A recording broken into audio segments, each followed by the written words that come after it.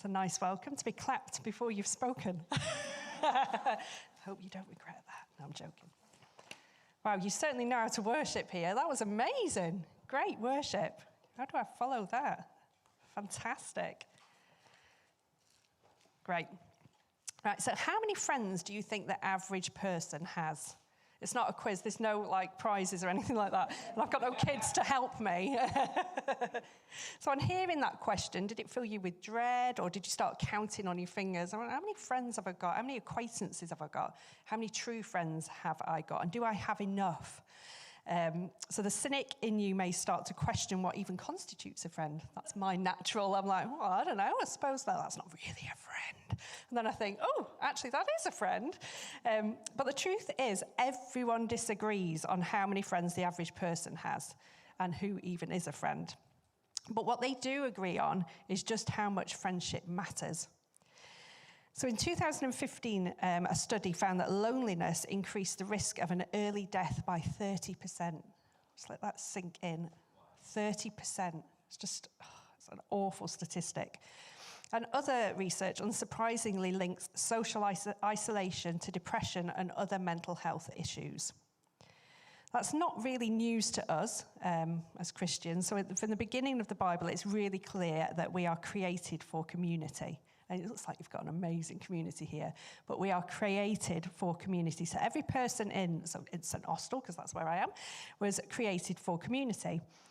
And it's especially important for those that are vulnerable or destitute. But tragically, these are often the people who are left isolated and forgotten. So CAP exists. So CAP is Christians Against Poverty, which I'm sure you all know because they've done... Oh, I'll try not to destroy the place. They've done a fabulous job this morning of explaining CAP. So CAP, Christians Against Poverty, I'll call it CAP from now on. So it exists so that your church and others like it can reach those people in your community. And this idea is at the heart of the life skills service you are launching here today. So as has already been said, my name's Jen. And I live in Plymouth, so not too far away, so about an hour away usually. It didn't take me that long this morning, but about an hour away with my husband and two dance-obsessed girls. Yeah, I'm not dance-obsessed, don't worry. I'm not going to start a tap dance on the front, but yeah, two wonderful girls, and we live in Plymouth. We're part of a... do I say Anglican? I don't want to get booed off the stage. No, we're part of an Anglican church, a church plant. Woo! My dad's a vicar, so I'm allowed to take the mic. So we're part of a church plant which planted in 2019, and we minister in the middle of an estate, basically. So you've probably guessed that I'm not from around here. I'm a Mancunian. I'm actually from Salford, so it's Greater Manchester, which is even better, but I'm not going to split hairs.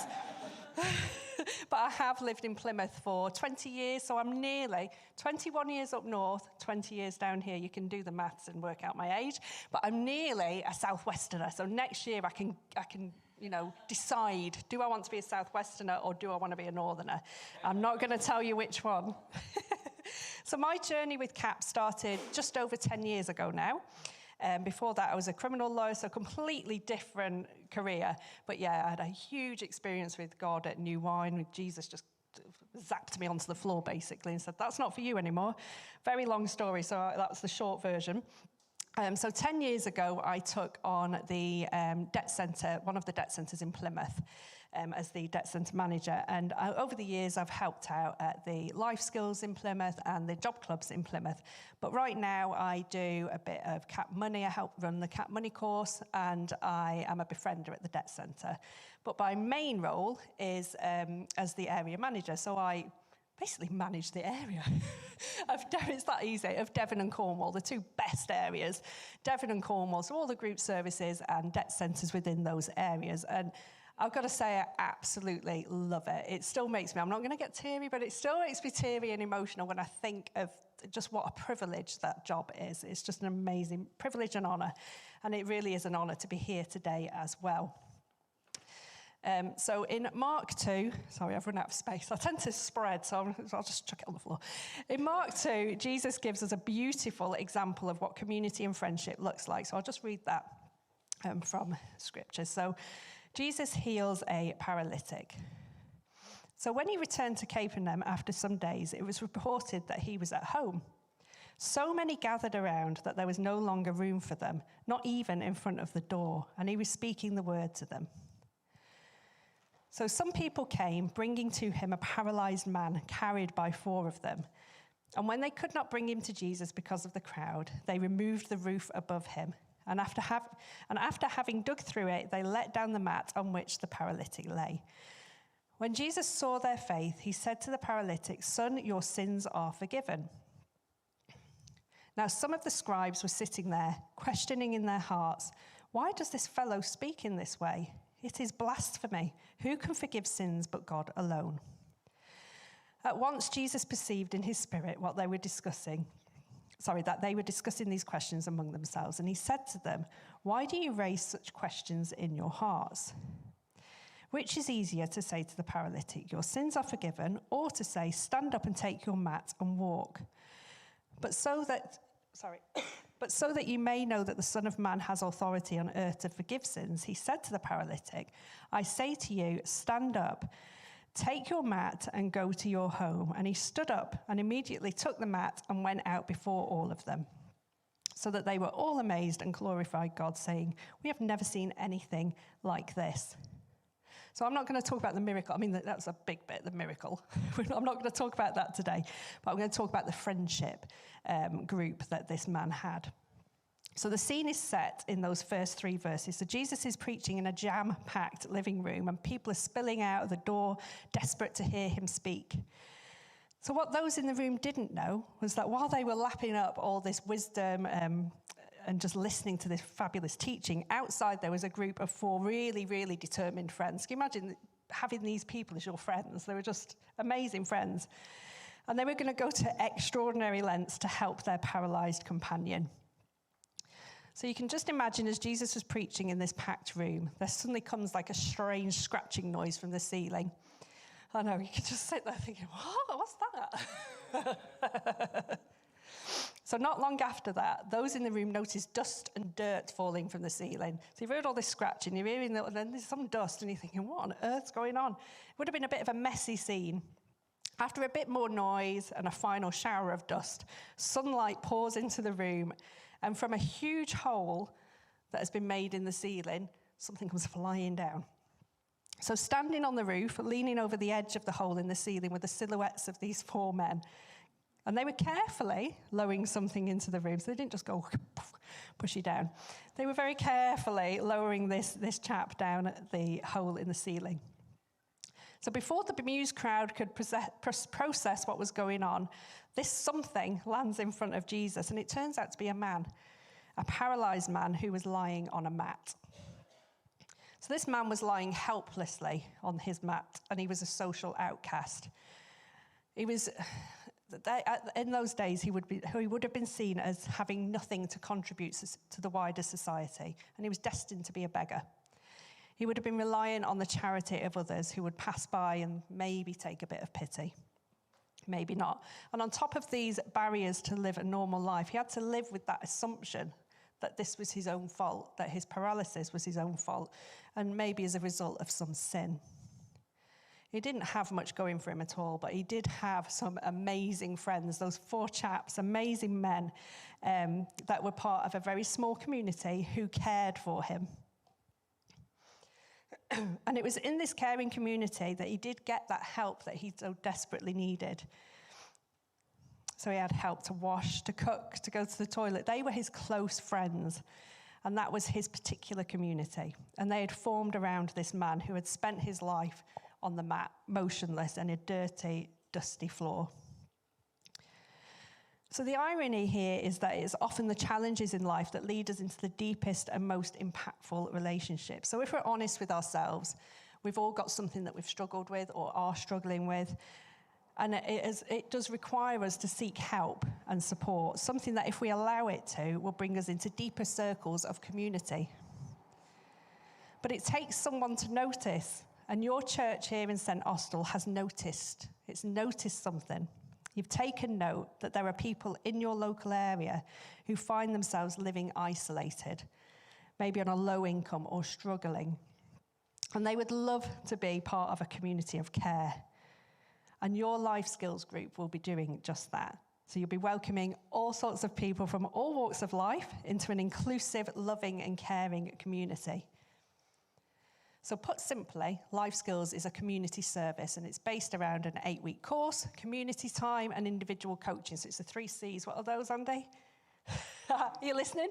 Community course and coaches. Well done. He was listening. So when someone hears about it and is referred to your new Life Skills group, they'll be welcomed into the group with a warm greeting and genuine care, which is just amazing.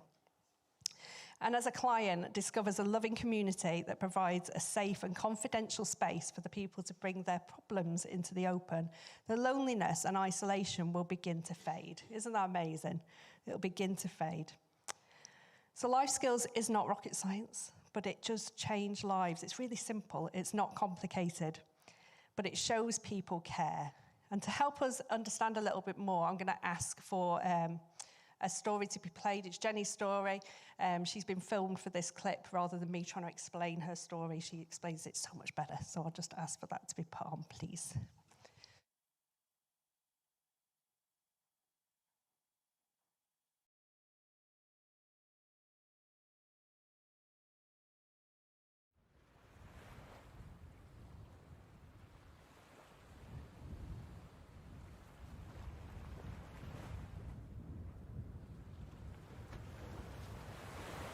My abuser went for me, and when I realised what I'd got myself into, I thought I was done and dusted. I was worried about the kids, what's going to happen, because I had 3 children to him, and we went into a refuge for 4 months. But then even when I came out, he carried on with the abuse and the physical abuse you heal from, but you still know the threats there, and you're scared of them. I felt useless, worthless, unlovable. I felt just worn out and drained. I'd lost my whole identity, because when I was with my ex, I wasn't allowed friends, and I wasn't allowed a social life or nothing. Obviously suicide comes through your mind. It's just horrible. Basically, in the end, I couldn't take it and I had a nervous breakdown. A neighbour just said, "Are you okay?" when I was going to the shop, and I just broke down crying.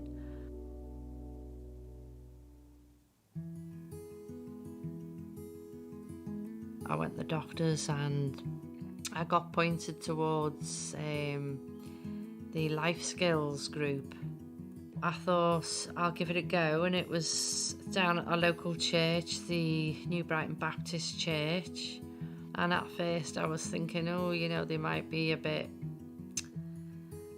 judgmental, but they were far from it. Just all I've had from all of them is support and encouragement and practical help left, right and centre, and friendship, and it's amazing. It actually does make you think about your finances and cooking, and we've planted things, like our own tomato plants, and they teach you all sorts of really good stuff. I've got a lot more confidence. I go more places. I don't worry so much, and I have actually got a social life now, an extended family. If they say I can't go, I'm going to volunteer to help. I was getting, invited to CAP events, and I went to the one at the New Brighton Baptist with Sandra there and Moira. When I felt the love of God and the peace, fill my heart, that was just incredible. That'll last me a lifetime.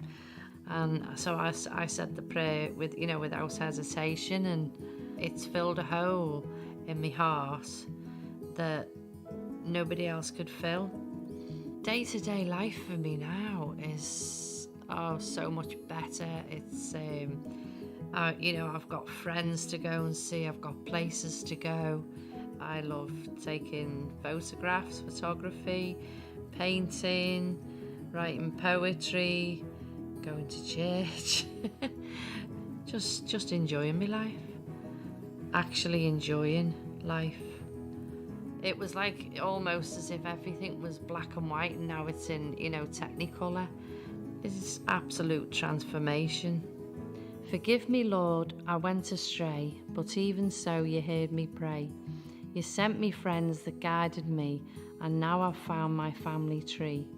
Your roots so strong and branches tall, I know, my Lord, you're there for all. I'm just a leaf upon your tree, but now I know your love for me.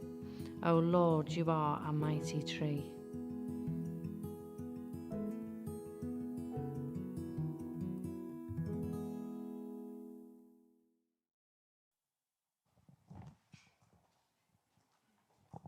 She's great, isn't she, Jenny?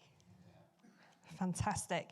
So Jenny is one of thousands of people that CAP and the local church like here are helping each year.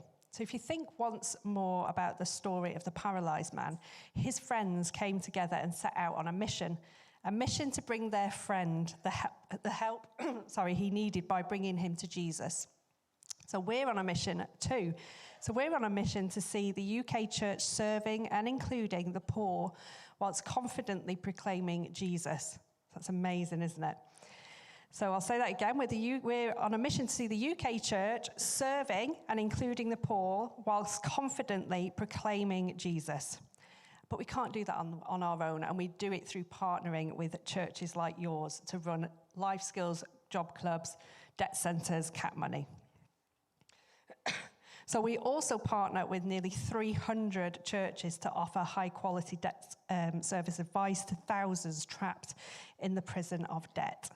So people like, I'll just tell you the story, a tiny bit of Jude. So people like Jude. Jude got into debt after a stroke caused cognitive impairment, and her husband was unable to help, and he couldn't cope, and he left her.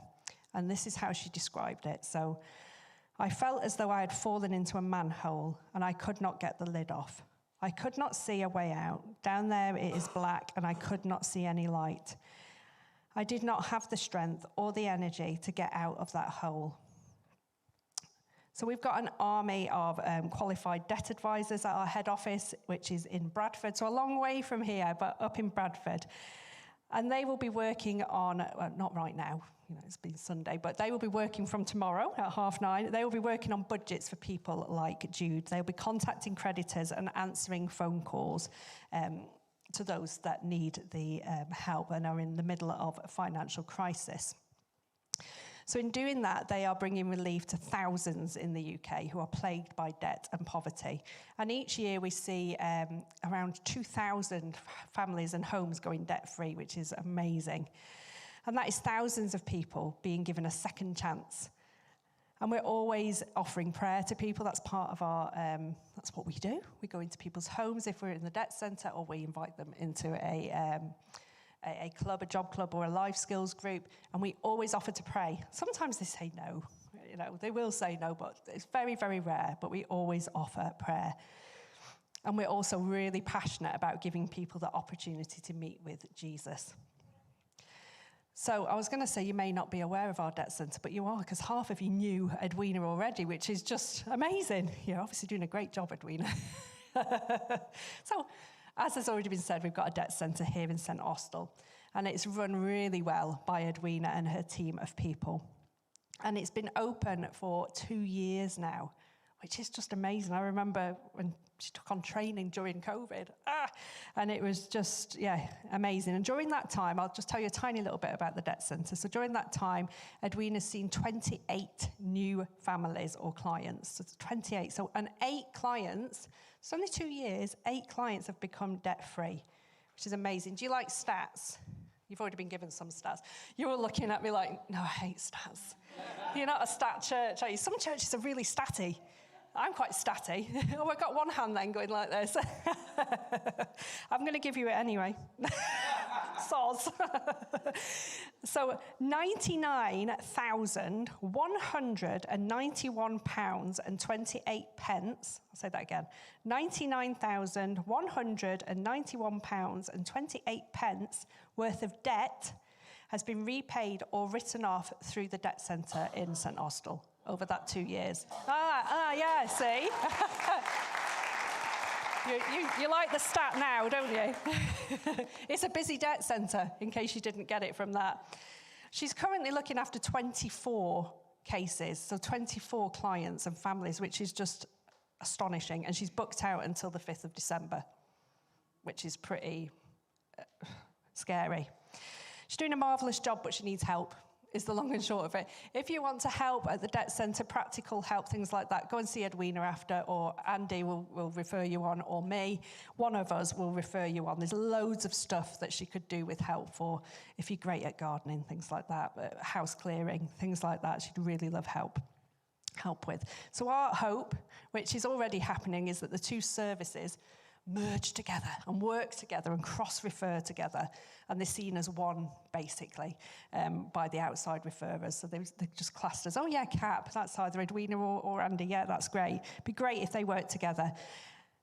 And basically so that they can bring hope for the people of St Austell and show Jesus' love and welcome them into the community. So as Andy said, you've got a life skills course starting this week, 14th of September, which is just amazing. When I looked at the Joy system, it's an online system. It doesn't fill anyone with joy. We like to give it that nice catchy title so that it tries to fill you with joy, but as Andy will probably agree with, it's not the nicest system. When I looked at Joy last week, we had 8 people on the course. Andy's now telling me it's at least 11, which is amazing. For your first course, it's just phenomenal, for that word. It's just a really, really, wow, it blew me away. So they're obviously doing a great job with the referrals. So please do pray for Andy and the team. So I've got a list of the team names, because I'm rubbish with names, I'll admit it. So we've got Andy, Janet, Angela, and Pam. And I believe we're having a new one trained in November called Salah? Oh, she's downstairs. And we've got someone downstairs who's training in November. So please do this week, hold them in your prayers. Please, please, please pray for them as they welcome those 11 people. It's in this building, is it? In this building, to show them God's love. And also pray that these delegates, as we call them, their hearts are warm and that they are open to hearing, not just for the course, great course, but that their hearts are open to hear about Jesus. That would be amazing if you could hold them in your prayers. So you might be thinking, I'd love to be part of a community like this, a community that is tearing down roofs for people in need. Well, your life skills course is going to be doing that, and I don't think it's too late for you to volunteer. Looking at Andy again, he's like, no, please volunteer. If you think it's too late, it's not. Go and ask Andy and he'll give you something to do, something to help with this life skills course. I'm sure of it. So as I come to close, let me say thank you to those of you who already support CAP. Whether you give financially, raise awareness, or pray with us, I really would like to say thank you. If you do want to keep in touch with CAP, or see how God is working through the poorest, through CAP and the local churches, then come and see me. I've not put anything on your seats, but if you do want to know about the work of CAP, come and see me and I'll get you to fill out a form and take one of these books, which is basically the story of John Kirkby, who set up CAP over 25 years ago now, so a long time ago. You may also be interested in giving to CAP financially and joining over 30,000 others who do give to CAP, and they're called Life Changers, and they regularly support our work. If that's you, please do come and see me again after the service. I'd love to hear from you. It's one of these forms. Again, if you want to, come and see me. But that would be on top. Don't do it instead of the giving that you give to your church, okay? If you're not giving to your church already, do that first. And then if you want to support CAP, then we would love to speak to you. So on behalf of CAP, I would love to say thank you for seeing that need in your community. Thank you for opening up your life skills.